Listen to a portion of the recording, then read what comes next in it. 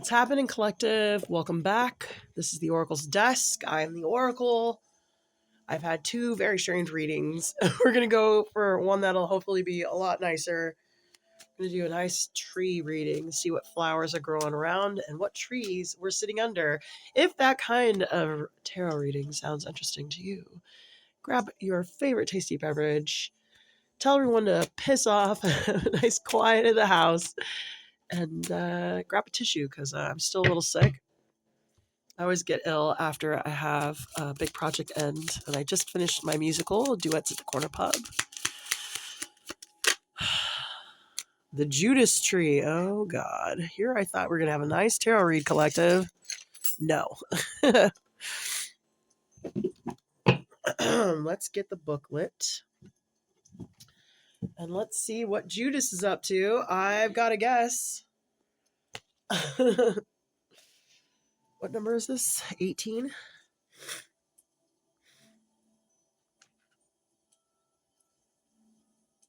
The Judas Tree. All right. Let's see here. Can I zoom in on her? So you can see her. Give her a little light. There we are. All right. The Judas Tree. Against the backdrop of the city of Jerusalem stands a large tree laden with beautiful little flowers. At the base, we can see a noose, weathered and frayed. Right next to it, there is an open stack full of coins, some spilling out into the grass. Behind the tree, a black cat is sleeping in the ruins of an ancient building.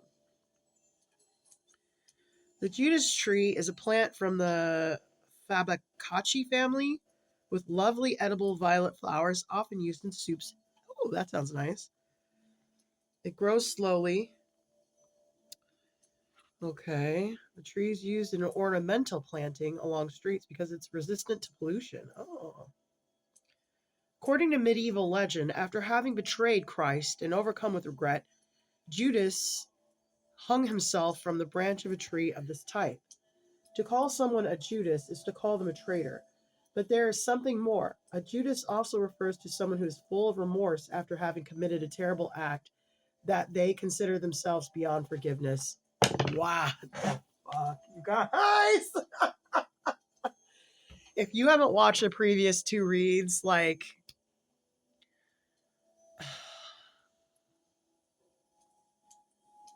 you know what else is kind of coming to mind too? I saw this thing about what the Japanese do when they've disgraced themselves.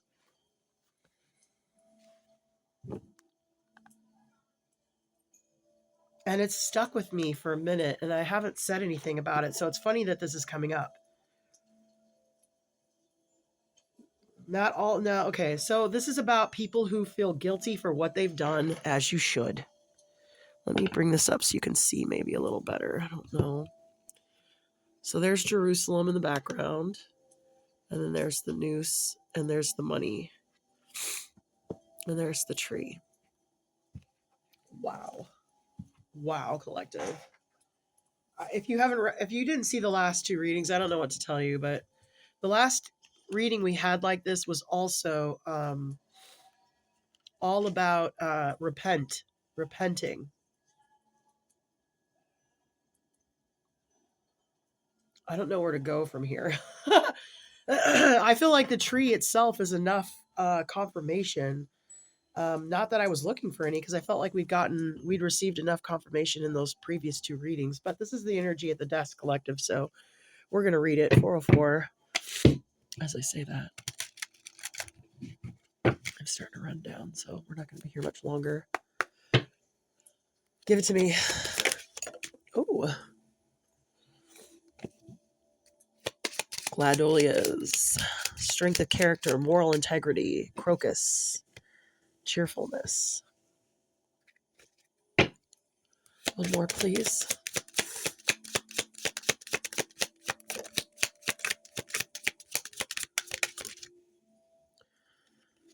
Immersion, intuition. Okay. Thank you. All right, so false indigo. When you reach the end of what you should know, you will be at the beginning of what you should sense. cheerfulness. It is spring again. The earth is like a child that knows poems by heart. Yeah, I feel like after this is washed out. Also, the false indigo. Okay. I'm so sorry all these end up turning into some kind of lecture collective, but here we go. I have a belief. I have a belief that the color purple, well, it's not a belief. The color purple can only be seen by human eyes. No other animals or creatures can see the color purple as far as I know. And I feel like that's because there's something in us that's supposed to be able to see the color purple so that we can identify royalty. Okay. So when I see false indigo, I immediately think false royalty. And as we are supposed to use this flower to immerse ourselves in our intuition, and we are encouraged to, we've reached the end of what we do know and start. I have this thing also that I say, it's about the 5-minute mile. There was a time where no one could do a 5-minute mile. And then one man completed it, and now kids in high school can do it.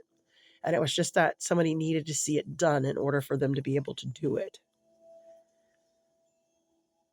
So my belief is like, there's like, our senses are limited and we have veils up so that we can't use them to our fullest ability.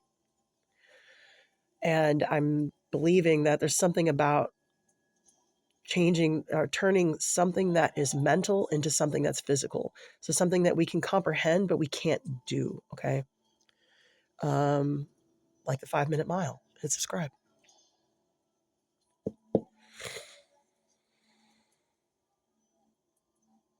there's something here about now that we are at the end of this and we are really about to go into new territory collective, there's something here we need to use our senses for. So I'm going to rely on my intuition here and say,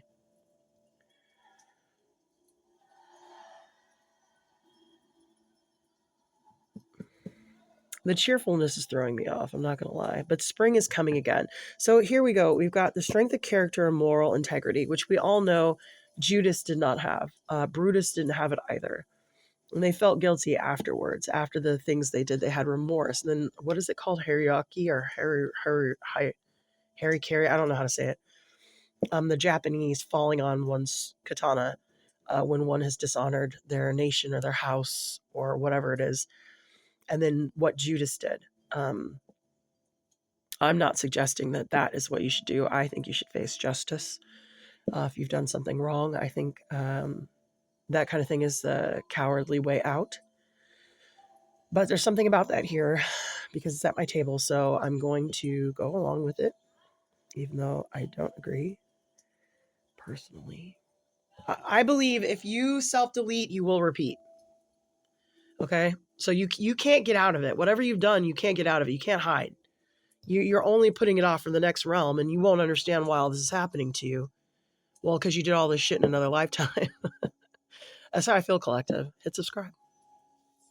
All right, so we have that, and then we have cheerfulness here because these things, no matter what, are getting washed out. And we will have spring. Spring is right around the corner. I mean, here in Texas, it was 80 degrees the other day, and it was 50 degrees yesterday, and now it's, I don't know, the air turned on, so we are where we are, collective.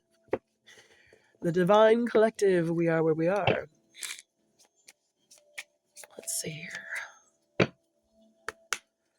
Some more flowers, please, for these people who've betrayed their house, their nation, and their family, and their professions. All these people are, oh, I feel like I'm an imposter. It's because you are. You feel like an imposter because you are. Look, crocus is here twice. Oh, that's beautiful. It's definitely spring, guys. One more, please, for symmetry. Nope. They're like, you have enough symmetry. Okay. So we have crocus twice, bird of paradise, liberty. Didn't I just say we had liberty come out twice with infinity? Okay, that's interesting. Look at all this confirmation. Yeah, if you didn't watch the other two readings, I mean, not that you have a lot of time on your hand. Enjoy the beautiful moments. Yeah, we are really gonna have to fight to be able to sit back in these happy moments and just enjoy things again with the things that we know. Some of us have known what's been going on for quite some time, and we've been dealing with it as we are able to, but some people are just coming to it now. Yeah, enjoy the cheerful moments. Yeah, boundaries, uncertainty, and solitude. Those definitely help. I feel like I don't even need to pull any more cards after that.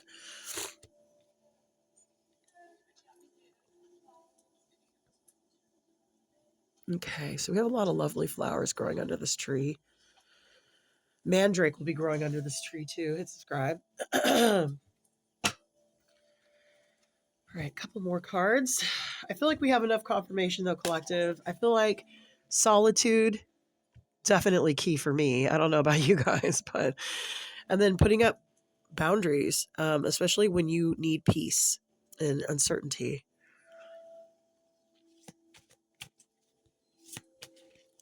I will get some cards for that here in a minute. Let's get one or two of these big boys, and then we'll nail down these uncertainty. I just need like two. I like these readings, you guys. I like seeing what flowers are growing up around the tree. Oh, clematis, motivation, healing. Yep. Lavender is healing too. Peace. I love that. Okay. All right. Who wants to come out and play? Da, da, da, I'm feeling like where's that high priestess deck? You like which one? I know. I'm busy. All right.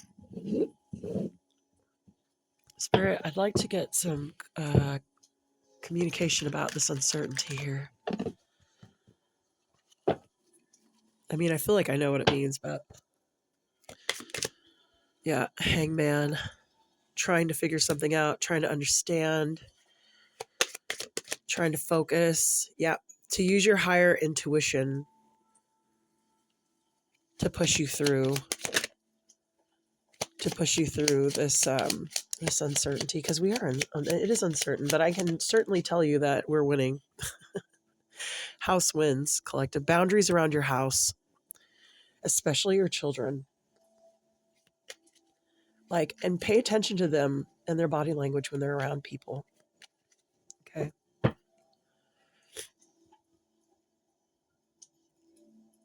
This is very much like you have put yourself in an Odin trial. You've put yourself in a discomfort, and this is like, okay, so the lower arcana of the high priestess is the Two of Swords. Is she out? And that's when you're first encouraged to start to use your intuition, because your hands are tied and your eyes are blind, right? And you're sitting.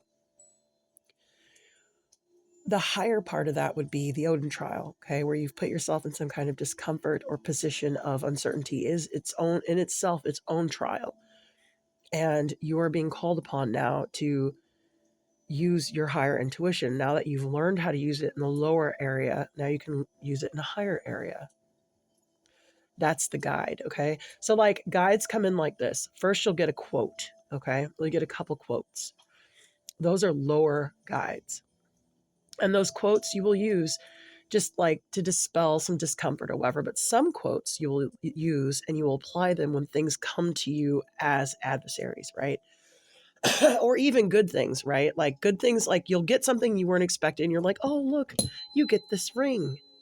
And you go, well, good things come to those who wait. That is you applying that guide to multiple things in your life. So if you have a guide or a credo or a motto, now you're at a higher level of a guide. And so when you start to master these lower guides, higher guides will come to you. Higher guides are like the goddess that I've got coming to me now, Nemea, I think is her name, the weaver of the cosmos in Egypt, one of the oldest goddesses, right? And now her stuff's coming to me to guide me. Some people will get like a Lilith. Well, yeah, that's scary if you don't understand that Lilith is there to help you, like let's say your ex-husband is abusive and you are trying to get away from him. Well, Lilith will be there to help you get the hell away from that creep. Okay, hit subscribe. Like, so when you learn how to use these guides, now you can use them for positive and negative. You can have mottos and credos that are also dark, like strike first, strike hard. Sometimes strike first, strike hard is a very dark motto.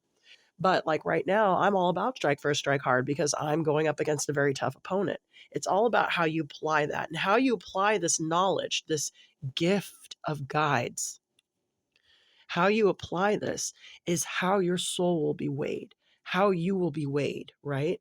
So if you're a creep and you like to hurt children or whatever, and you use your magic to help rebrand slavery into, into uh, uh, trafficking, then you are using the knowledge that you've been bestowed in a dark way, and now you are in reverse, and you are now using these guides in the negative, and you're feeding the devil. That's what I believe, collective. And so you may have been given a new higher guide to help you through this uncertainty that we're going through now. So apply it because you're going to get an answer. Let's see if we can get a charm on what else you might need. This guide. Oh, angels. Yep, for sure. Angels. Now, the angels are also here to help guide as well. And you can always ask for help of your spirit team. Always. They're always there. Yep, digging up. A shovel's there. You got to dig up. Maybe it's something you already know about, but you've forgotten. Oh, look. This almost fell out. There's something. The angels usually come out with a life preserver. Am I crazy, or is that normal, guys? I feel like that's usually what we get. All right. Let's see here. Now it's all up to you how you use these guides. Okay, you can use them for positive or negative. Let's see here the boundaries around the house and the false indigo. We have to put boundaries around our house. There are false leaders. There are false leaders, false government, false policing. Yeah, protect your love, protect your magic, protect the things you love, protect your magic, especially protect your magic right now. Especially protect your magic right now, collective.